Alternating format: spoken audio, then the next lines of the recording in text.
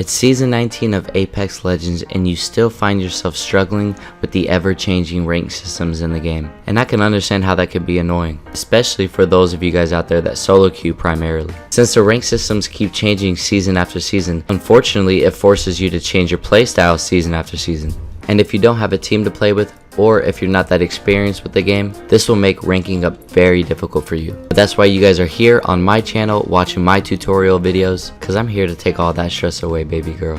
This is how anybody can hit Masters in Season 19 of Apex Legends. Without further ado, let's get it. Bam ba bam bam bam. Bam ba bam bam bam bam bam bam bam bam bam. Welcome back, y'all. Thank you for waiting so patiently. So although the rank systems have been changing season after season, fortunately for you guys, this system in Season 19 is very similar, if not the exact same as Season 18, except with just a little twist. And those twists are the promo trials. And these promotion trials can be tricky, especially if you're solo queuing. So my heart goes out to all the solo queuers out there. It seems as though Apex, Respawn, EA, whoever, keeps finding ways to make your guys' lives more difficult. That's why I stopped solo queuing myself. And if you want my opinion on them, I think the promotion trials are unnecessary. But who cares what I think? I was only the 87th person in the world to hit Apex Predator on the first day. So now that I spent some time and hit Apex Predator, let me give you guys the best tips that I can come up with for this season. Tip number 1. You need to learn how to master the passive-aggressive playstyle. This system is all about balance. Knowing the moments where you should be playing passive versus the moments where you should be aggressive is monumental to your success in Apex. Because that's exactly what this system is trying to force on us. Balance. They want to punish the hyper-aggressive player by not making kills worth as much as they used to. On the flip side, they are also punishing the rats in the game, or the people that crafted in zone the entire game last season, by implementing these promo trials that I talked about earlier, and also by making placement points worth less. So if you're playing on the far right side of the spectrum or the far left side of the spectrum, you're going to struggle with this system, because it is not catered for you. So if you have friends that want to run around and try to kill everybody, tell them they're wrong. And if you have friends that want to hide in trees every single game, tell them they're wrong. So if we assume that we're not supposed to fight every single fight that we see, and we also assume that we're not supposed to rat and hide the entire video game, then how should you play? Well, the #1 pred this season, Reptar, plays exactly how you should play. If you're a dominant fighting team, take a 50-50 challenge off rip. Because although kills aren't worth that much anymore, to gain more consistent RP and higher amounts of RP consistently, you're going to need a handful of kills every game. So if you feel like you and your team has what it takes to fight off rip and to be successful in doing so, I would encourage that. But if you're either solo queuing or your team is not that strong of a fighting team, then I would also encourage you to land in a POI that's safe and that's uncontested. And this will lead me to my second tip, rotations. After you've analyzed your team's skill and whether or not you should be taking fights off rip, well, once round 1 closes, depending on where you're at, more than likely you're going to have to rotate to the next zone. It's this first zone where you should be very wary about taking fights. Round 1 closing is still very early on in the game, and at this point with this new system, there's likely to be 17 plus squads alive still, rotating to the same circle that you're rotating to.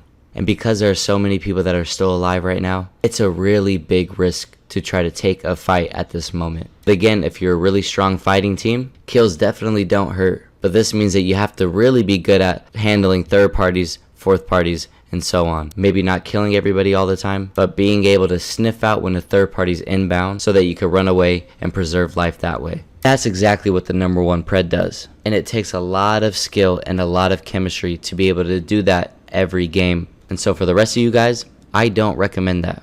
For the average player out there, after you wait to see exactly where round 2 circle is going to go, I would simply make my way to the right or left side on the perimeter of that next zone, which is called playing edge, and essentially keep moving along the perimeter of that side of the circle until you find a team that you could third party, or until you find a position that you can hold so that you could turn around and gatekeep anybody coming out of zone late. The one thing that I see a lot of you guys doing incorrectly is you guys tend to randomly rotate. There's no rhyme or reason behind it for a lot of you guys. And this is a video in and of itself. Typically what you'll want to do is stay on the perimeter of the circle. Work your way in from there. If you have a little time left, wait that 30 seconds to a minute to see where the next zone's going to go before you even move. A lot of the times I'll sit in the building and wait for round 2 zone to come in so I can figure out where round 3 is going to be. Patience. During these rotations, obviously you're going to run into people. You should not try to avoid every single engagement, as those kills are crucial to the integrity of the game, but also important for your RP as well. And when you make it to the later portion of the game, that's where things become a bit more nuanced. And a lot of the times in this situation, you're going to have to fight other teams intentionally to get them out of God spot so you could take God spot and comfortably play in there. Or if you and another team have to rotate to the same portion of the circle, you're going to have to fight them before that point so you can rotate smoothly into the next zone. But ideally for you, when it comes to round 3 and round 4, hopefully you've rotated well enough so that you have that position on God spot for the rest of the game. And all you have to do is hold there, take up space, and cover that area. That's the most ideal situation, of course, though. Not every game is going to be like that. In fact, most won't. Hence why, regardless if you're solo queuing or if you're a good fighting team or not, when it comes to Zone 3 and Zone 4, you're gonna have to figure something out if you want to hit Masters this season. Let's talk about my next tip. Tip number 3, promotion trials. Like I said, these are very unnecessary and they were created to prevent people from ratting and hiding the entire game like we saw last season. So every time you're ranking up to a new rank, for instance, Plat 1 to Diamond 4, you now have to go through promo trials before you could reach that new rank. The first go around, they'll give you 5 chances to win a game. That's for platinum or higher.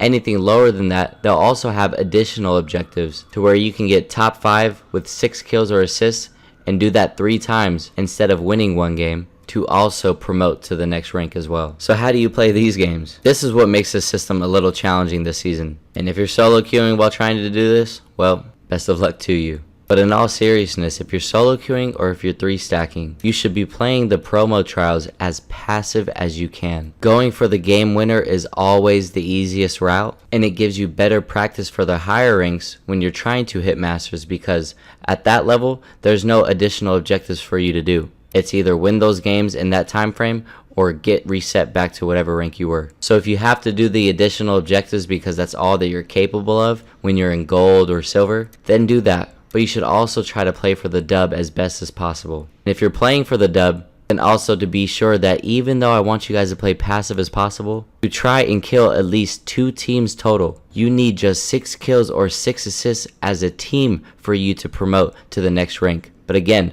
if you do those additional objectives, you have to do it 3 times. That's just how they designed it. I failed every promo trial at least once, from platinum to diamond and to diamond to pred.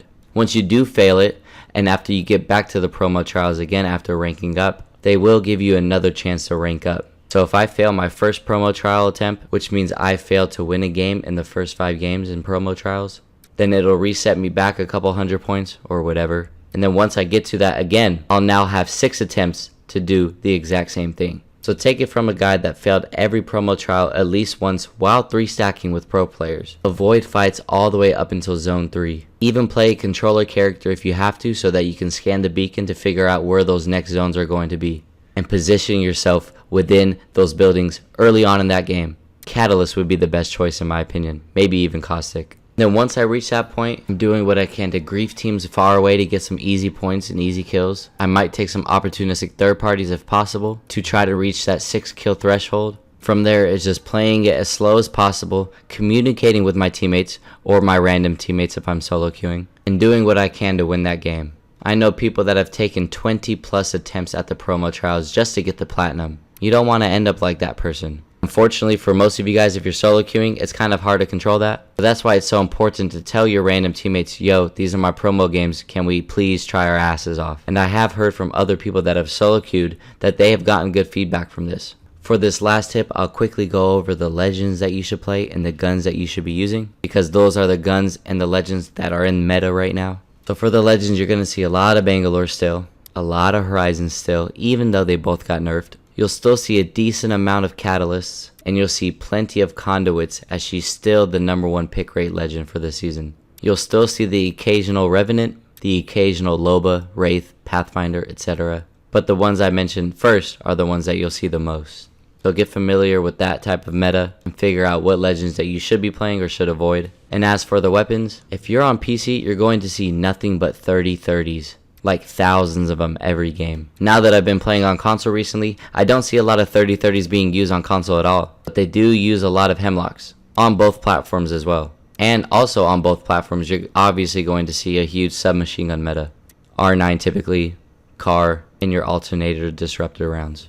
The lobbies will stay alive a lot longer this season, but fortunately for you guys, a lot of people don't know what they're doing. So if you watch my videos, you'll automatically have an upper hand against most of the lobby. Most of the time, your lobbies are going to be extremely passive. Remember what I said at the beginning. If you're too far left of the middle of the spectrum, or if you're too far right of the middle of the spectrum, that type of playstyle is going to be punished. And because a lot of people are playing uber passive this season, that presents many opportunities for you guys to take advantage of that, which will give you more kills, better placement, more wins, more RP, and more confidence. Masters is always attainable, and if it's something that you truly want, make sure you hit the like, sub, and subscribe button so that I can keep pumping out more content to help you guys, and you'll soon hit it in no time. Best of luck this season, and I'll see you guys soon. Peace. Bam bam bam bam bam. Bam bam bam bam bam bam bam bam bam bam bam. Bam bam bam bam bam bam bam bam bam bam bam bam bam bam bam bam bam bam bam